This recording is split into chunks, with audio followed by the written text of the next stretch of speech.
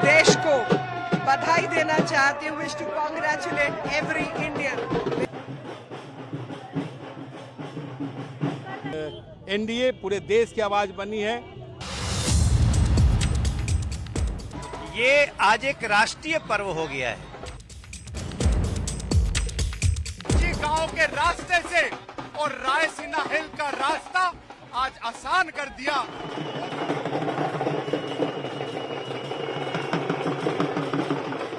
और अभूतपूर्व विजय 2/3 मेजोरिटी से सांसदों की वोट पाने पर और उसके बाद विधानसभा की वोट पाने पर उनको बहुत बहुत बधाई।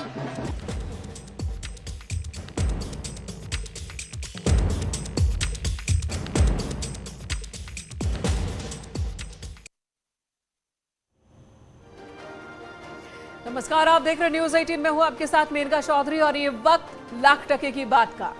नमस्कार, मैं हूं आपके साथ अमित गर्ग शुक्ला। शुरुआत करते हैं आज की बड़ी खबर के साथ। द्रौपदी मुर्मू देश की नई राष्ट्रपति होंगी।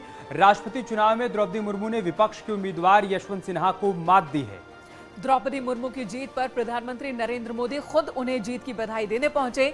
पीएम मोदी के अलावा बीजेपी अध्यक्ष जेपी नड्डा ने द्रौपदी मुर्मू को बधाई दी। राष्ट्रपति चुनाव की तीनों राउंड की वोटिंग में द्रौपदी मुर्मू को विपक्ष के उम्मीदवार यशवंत सिन्हा से ज्यादा वोट मिले। विपक्ष के उम्मीदवार यशवंत सिन्हा ने चुनाव में हार स्वीकार कर ली है। उन्होंने भी द्रौपदी मुर्मू को जीत की बधाई दी है। वोटों की गिनती अब भी जारी है, लेकिन 3 दौर की गिनती के बाद जो तस्वीर सामने आई वो साफ हो गई कि रायसीना की रेस में द्रौपदी मुर्मू ने जीत हासिल कर ली है। 15वीं राष्ट्रपति देश की द्रौपदी मुर्मू जो कि एनडीए की कैंडिडेट थी और वो उन्हें जीत की बधाई देने के लिए देखिए लगातार सिलसिला जारी है। प्रधानमंत्री नरेंद्र मोदी ने मिलकर बधाई दी, गृह मंत्री अमित शाह ने, राष्ट्रीय अध्यक्ष जेपी नड्डा ने उन्हें जीत की बधाई दी और देश भर से बधाई का सिलसिला जारी है। तो एक तरफ जश्न की तस्वीरें सामने आ रही हैं देश के अलग अलग हिस्सों से। आदिवासी समाज में खुशी की लहर है, इसे एक पर्व के तौर पर देखा जा रहा है। तो दूसरी तरफ बधाई देने का सिलसिला भी चल रहा है। सबसे पहले प्रधानमंत्री मोदी और उनके साथ बीजेपी के राष्ट्रीय अध्यक्ष जेपी नड्डा पहुंचे द्रौपदी मुर्मू के आवास पर। वहां उनसे मुलाकात कर उनको जीत की बधाई दी और उसके बाद आप तस्वीरें देखिए। तब की तस्वीरें जब प्रधानमंत्री मोदी पहुंचे थे जेपी नड्डा के साथ। उन्होंने बधाई दी द्रौपदी मुर्मू को और उसके बाद बाहर निकले, हाथ हिलाकर वहां मौजूद लोगों का अभिवादन स्वीकार किया। खुद द्रौपदी मुर्मू ने भी हाथ जोड़कर सभी का धन्यवाद अदा किया, उनका अभिवादन स्वीकार किया और इसके बाद प्रधानमंत्री मोदी यहां से रवाना हो गए। बाद में रक्षा मंत्री राजनाथ सिंह और गृह मंत्री अमित शाह भी पहुंचे। उन्होंने भी मुलाकात कर द्रौपदी मुर्मू को जीत की बधाई दी।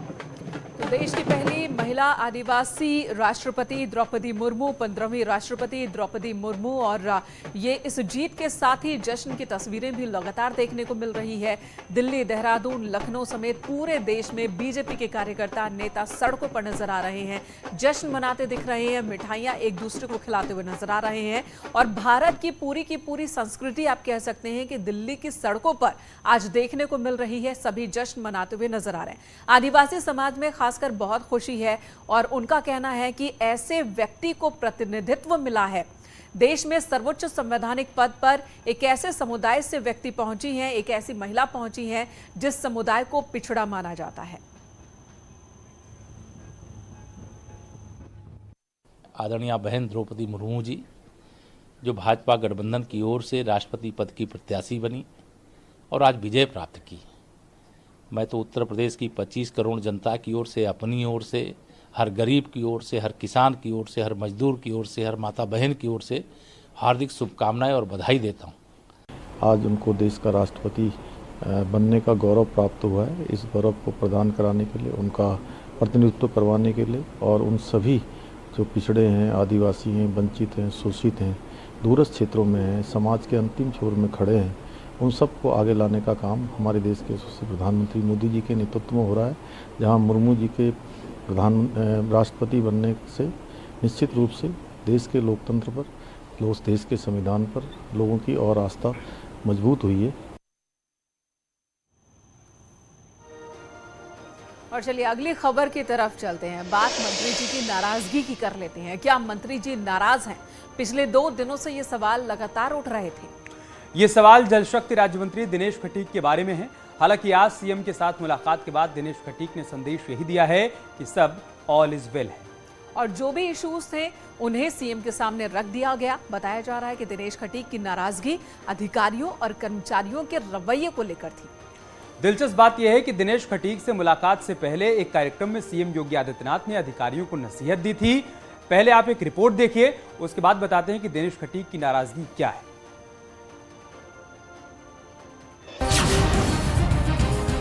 ट्रांसफर पोस्टिंग का खेल, सीएम की दो टूक। सीएम योगी ने क्यों कहा चलो बला टली? समस्या का समाधान करने के बजाय समाधान को समस्या में खड़ी कर देता है। जब उसका ट्रांसफर होता है लोग कहते हैं चलो एक बला हुट टल गया है। दुआ लीजिए, बद्दुआ नहीं। कॉमन मैन परेशान, बचोगे नहीं। बला मत बनिए, कभी नहीं। लोगों की दुआ भी और बद्दुआ भी बहुत लगती है। एक कॉमन मैन की तो सचमुच लगती है। अटका काम, एक्शन तय।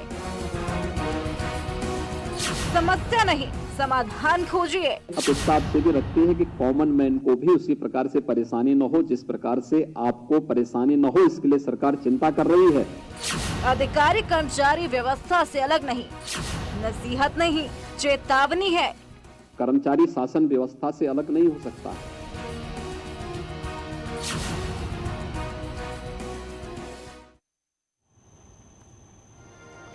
दरअसल सीएम योगी की टिप्पणी इसलिए भी महत्वपूर्ण हो जाती है क्योंकि उनकी टिप्पणी तब आई है जब उत्तर प्रदेश में कई विभागों में ट्रांसफर पोस्टिंग का मसला चर्चा में है। बिल्कुल, और मंत्री दिनेश खटीक की नाराजगी भी चर्चा का विषय है। मंत्री जितिन प्रसाद नाराज बताए जा रहे हैं और ट्रांसफर पोस्टिंग को लेकर जांच जारी है। लोक निर्माण विभाग यानी कि पीडब्ल्यूडी में मंत्री जितिन प्रसाद के ओएसडी ए.के. पांडे समेत 6 अधिकारियों पर कार्रवाई हो चुकी है। दरअसल राज्य मंत्री दिनेश खटीक और जितिन प्रसाद अलग अलग कारणों से नाराज बताए जा रहे हैं। जल शक्ति मंत्री दिनेश खटीक ने अधिकारियों के तबादलों में भ्रष्टाचार और दलितों के अपमान का आरोप लगाया।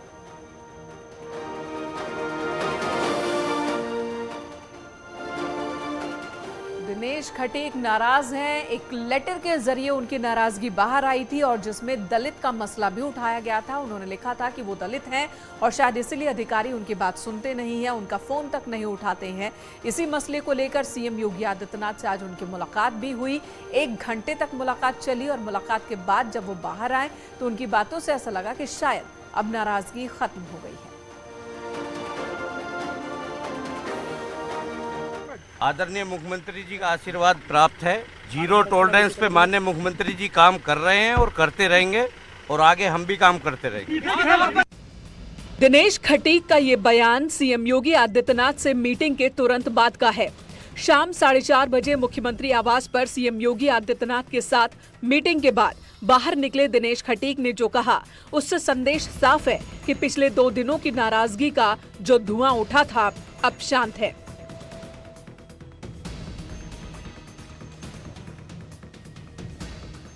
दरअसल दिनेश खटीक ने अपने बयान में 3 प्रमुख बातें कही। मसलन काम करते रहेंगे, मुख्यमंत्री के सामने तथ्य रखे, अधिकारियों पर कार्रवाई होगी। आदरणीय मुख्यमंत्री जी के नेतृत्व में सरकार चल रही है। आदरणीय मुख्यमंत्री जी का आशीर्वाद प्राप्त है। कुछ जीरो टॉलरेंस पे माननीय मुख्यमंत्री जी काम कर रहे हैं और करते रहेंगे और आगे हम भी काम करते रहेंगे। माननीय मुख्यमंत्री जी जो मेरे विषय इशू थे वो मैंने रख दिए हैं, उस पर कार्रवाई होगी। अधिकारियों के खिलाफ मैंने माननीय मुख्यमंत्री जी के सामने भी इसे रख दिया है। दरअसल बुधवार को दिनेश खटीक की नाराजगी को लेकर एक चिट्ठी वायरल हुई थी, जिसके बाद से ही इस मुद्दे पर सियासी तापमान बढ़ा हुआ था। हालांकि बीजेपी लीडर ये मानने को तैयार नहीं।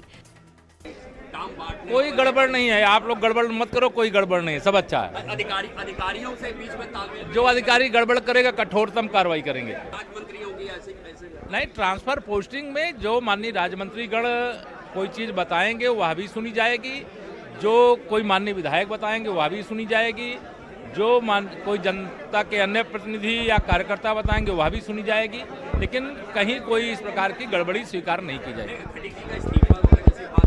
कहाँ आपको मिला है क्या?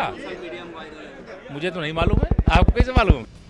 अब उम्मीद यही है कि दिनेश खटीक का गुस्सा शांत हो गया है, लेकिन क्या वाकई ऐसा है? अभी इंतजार करना होगा। Bureau report, news 18। और सीएम योगी से मुलाकात से पहले दिनेश खटीक के बारे में खबर है। उन्होंने बीजेपी अध्यक्ष जेपी नड्डा से मुलाकात की। बताया जा रहा है कि बीजेपी अध्यक्ष जेपी नड्डा ने उन्हें पार्टी फोरम पर अपनी बात रखने की नसीहत दी थी। मुलाकात के दौरान पश्चिमी उत्तर प्रदेश के सह संगठन मंत्री करमवीर भी मौजूद थे। कहा जा रहा है कि जेपी नड्डा ने उन्हें तमाम समस्याओं के समाधान का आश्वासन दिया है।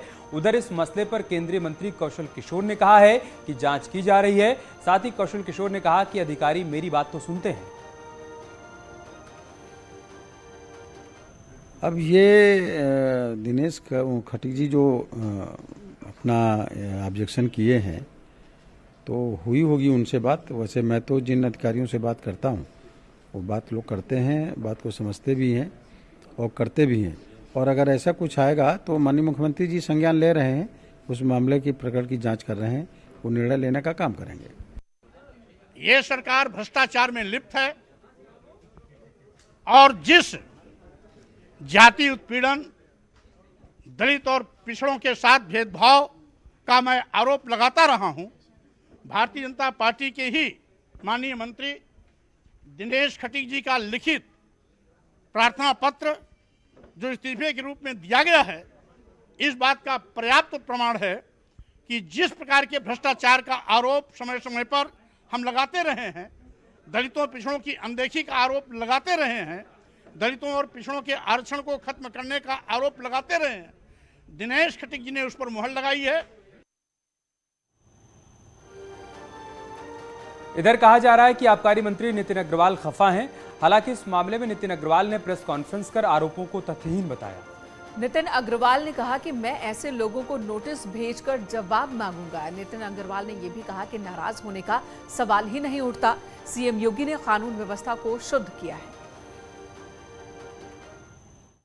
असंतुष्ट होने का तो कोई सवाल ही पैदा नहीं होता है। हम सब लोग जो उन्होंने गाइडलाइंस हम लोग को दी हुई हैं, उन गाइडलाइंस के आधार पे काम कर रहे हैं और समय समय पर मैं माननीय मुख्यमंत्री जी का मार्गदर्शन लेता भी रहता हूँ।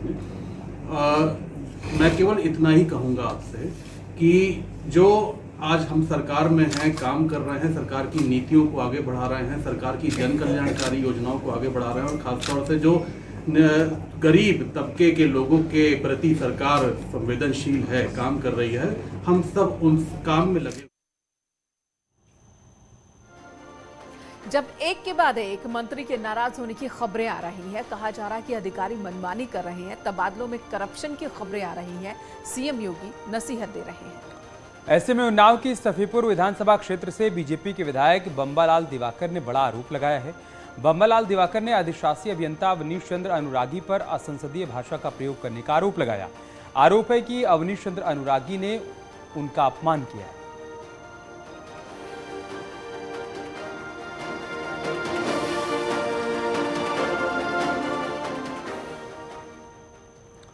इन दिनों अधिकारियों और कर्मचारियों के रवैये को लेकर घमासान मचा हुआ है और अब जो हम खबर आपको बताने जा रहे हैं वो कर्मचारियों से जुड़ी हुई है। कर्मचारियों के रवैये को लेकर नहीं बल्कि कर्मचारियों की सुविधाओं से जुड़ी खबर है। दरअसल कर्मचारियों की सुविधा और उनके इलाज को लेकर योगी सरकार ने बड़ा फैसला लिया है। योगी सरकार ने कैशलेस चिकित्सा योजना की शुरुआत की है। इस योजना से राज्य के 22 लाख कर्मचारी और पेंशनर्स को फायदा मिलेगा। मतलब दूसरे शब्दों में कहें तो 22 लाख परिवारों को लाभ मिलेगा। यानी 80 लाख लोग योजना से लाभान्वित होंगे। योजना के तहत कर्मचारी और पेंशनर्स, उनके परिवार के सदस्य हर साल 5 लाख रुपए तक मुफ्त इलाज का सुविधा पा सकते हैं। इन सब के लिए हम लोगों को एक ऐसी स्कीम देनी चाहिए कि सरकारी हॉस्पिटल में वे किसी भी प्रकार की बीमारी हो, वहां पर कैशलेस उपचार की सुविधा, असीमित सुविधा जो भी वहां पर हो सकती हो सरकारी हॉस्पिटल में उनको मिले। और इम्पैनल्ड हॉस्पिटल में स्टेट हेल्थ कार्ड के माध्यम से प्रतिवर्ष 5 लाख रुपए की स्वास्थ्य बीमा का कवर, और अगर उससे ज्यादा लगता है तो फिर उसके बारे में अलग से उसकी व्यवस्था करें, जिससे उस स्टेट हेल्थ कार्ड के माध्यम से उसे डाउनलोड करके कोई भी व्यक्ति कहीं भी जाएगा, वहां पे जाकर के उस कर्मचारी को या पेंशनर्स को या उसके आश्रित को किसी भी प्रकार की चिकित्सा सुविधा के लिए तरसना ना पड़े। आज एक कार्यक्रम का शुभारंभ उत्तर प्रदेश के अंदर हुआ है और उत्तर प्रदेश देश का पहला राज्य है जो इसको प्रारंभ कर रहा है। मैं इसलिए आपको बधाई देता हूं, अपनी शुभकामनाएं देता हूं। नेशनल हेराल्ड केस में आज कांग्रेस की अंतरिम अध्यक्षा सोनिया गांधी से पूछताछ की कर लेते हैं। लगभग 2 घंटे तक पूछताछ हुई। इस मामले में राहुल गांधी से पहले ही पूछताछ हो चुकी थी और आज करीब 2 घंटे तक ईडी दफ्तर में सोनिया गांधी से पूछताछ हुई। ईडी ने 25 जुलाई को दोबारा पेश होने के लिए कहा है। सूत्रों के मुताबिक सोनिया गांधी से ईडी दफ्तर में कई सवाल पूछे गए। मसलन सोनिया गांधी ने यंग इंडिया कंपनी में 38% शेयर क्यों लिए। इसके अलावा सवाल ये भी पूछा गया कि Sonia Gandhi young India private limited की निदेशक क्यों बनी। साथ ही सवाल ये भी कि यंग इंडिया कंपनी का काम क्या है। अगर धर्मार्थ संगठन है तो फिर कोई बड़ा दान अब तक क्यों नहीं दिया गया कंपनी की ओर से। क्या उन्हें AJL के शेयर होल्डिंग के अधिग्रहण की जानकारी थी, ये भी सवाल पूछे गए। सूत्रों के मुताबिक AJL के अधिग्रहण को लेकर कई सवाल किए गए। 25 जुलाई को लेकर ईडी अधिग्रहण और यंग इंडिया को लेकर भी सवाल कर सकती है।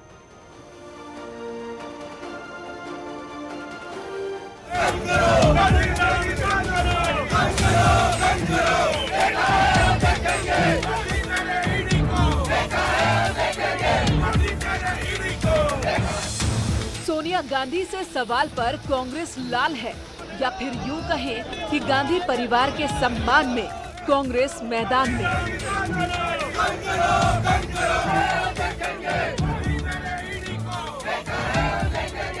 तस्वीर देखिए, दिल्ली से देहरादून, लखनऊ से पटना, गुवाहाटी और बेंगलुरु तक कांग्रेस कार्यकर्ताओं ने कानून व्यवस्था को पतंग बना दिया। दिल्ली में बैरिकेडिंग तोड़ने की कोशिश की गई, लखनऊ में आक्रामक प्रदर्शन हुआ, देहरादून में कांग्रेस नेता और कार्यकर्ता पुलिस से भिड़ गए, पटना में झंडा बैनर लेकर प्रदर्शन हुआ, गुवाहाटी में भी कार्यकर्ता भिड़ गए और बेंगलुरु में तो कांग्रेस कार्यकर्ताओं ने गाड़ी को ही आग के हवाले कर दिया। कहने का मतलब ये है कि ईडी ने सोनिया गांधी को बुलाया तो कांग्रेस सड़क पर आ गई। दिल्ली से बेंगलुरु तक पुलिस को कितने ही कार्यकर्ताओं को हिरासत में लेना पड़ा। देखिए, लगातार केंद्र की मोदी सरकार द्वारा कांग्रेस पार्टी के वरिष्ठ नेताओं को ईडी जैसे अपने सरकारी तंत्रों का प्रयोग करके लोगों के ऊपर दुरुपयोग किया जा रहा है। पार्टी देश के अंदर पुरजोर तरीके से प्रदर्शन करेगी और सड़कों पे आंदोलन होगा। अगर इस तरीके से सोनिया जी को, राहुल जी को अगर ईडी के द्वारा परेशान किया गया तो हम चुप नहीं बैठेंगे। कांग्रेस के प्रदर्शन में सिर्फ युवा नेता नहीं थे, बल्कि कांग्रेस के सभी बड़े नेता शामिल हुए और आरोप वही है, सोनिया गांधी, राहुल गांधी को परेशान किया जा रहा है। हमारे नेताओं के खिलाफ इस किस्म के राजनीतिक इंक्वायरी चल रहे हैं, तो नेचुरली हम प्रोटेस्ट करेंगे, किया हुआ है और करेंगे। राहुल जी 5 दिन अपीयर हुए, 11 12 घंटे उनसे पूछताछ की गई और अब सोनिया जी गई हैं। हम जाएंगे जब भी वो बुलाएंगे, लेकिन इन संस्थाओं की स्वायत्तता खतरे में है। दिलचस्प बात यह है कि यंग इंडिया केस में अब तक कई नेताओं से पूछताछ हो चुकी है, लेकिन कांग्रेस नेता, कार्यकर्ता सड़क पर नहीं उतरे। लेकिन जैसे ही राहुल गांधी और सोनिया गांधी से पूछताछ शुरू हुई, कांग्रेस आक्रामक है। लिहाजा सवाल कांग्रेस पर भी उठ रहे हैं। Bureau report, news 18।